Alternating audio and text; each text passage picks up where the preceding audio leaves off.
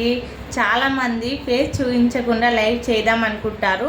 అలా చేయాలంటే పిక్ పెట్టి అలా చేయొచ్చు. అది ఎలా నేను చూపిస్తాను. చాలామందికి పిక్ ఎలా పెట్టాలో తెలీదు. నాకు కూడా తెలియకుండా స్టార్టింగ్లో నేను నేర్చుకున్నా. మీకు యూజ్ అవుతుందని నేను ఈ వీడియో షేర్ చేస్తున్నాను. స్కిప్ చేయకుండా చూడండి.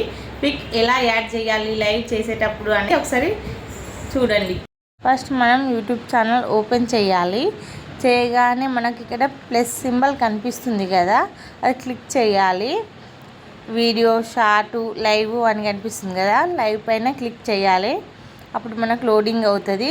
ఇక్కడ పెన్సిల్ సింబల్ కనిపిస్తుంది కదా, నాట్ మేడ్ ఫర్ కిడ్స్ అని, అది క్లిక్ చేయాలి.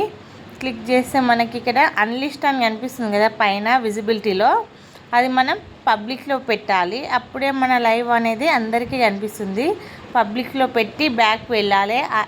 యారో పైన క్లిక్ చేసిన తర్వాత బ్యాక్ వెళ్ళిన తర్వాత ఇక్కడ నెక్స్ట్ అని ఉంది కదా, అది క్లిక్ చేయాలి.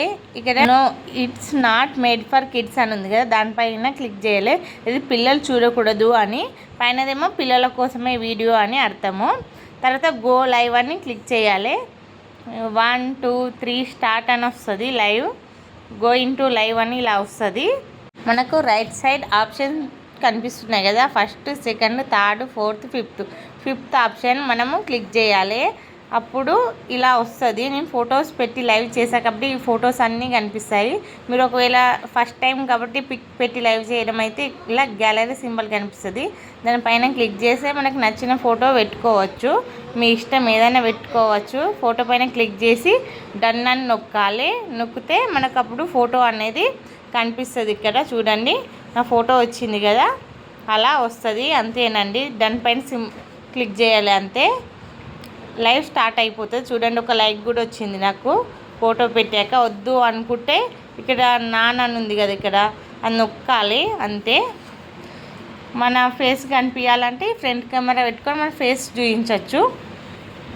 మనకు ఫోటో పెట్టి చేయాలి అంటే ఆ ఫిఫ్త్ ఆప్షన్ పైన క్లిక్ చేసి మనకు నచ్చిన ఫోటో పెట్టుకోవచ్చు, అంతే. ఈ వీడియో నచ్చితే ప్లీజ్ లైక్ చేయండి, షేర్ చేయండి, సబ్స్క్రైబ్ చేయండి.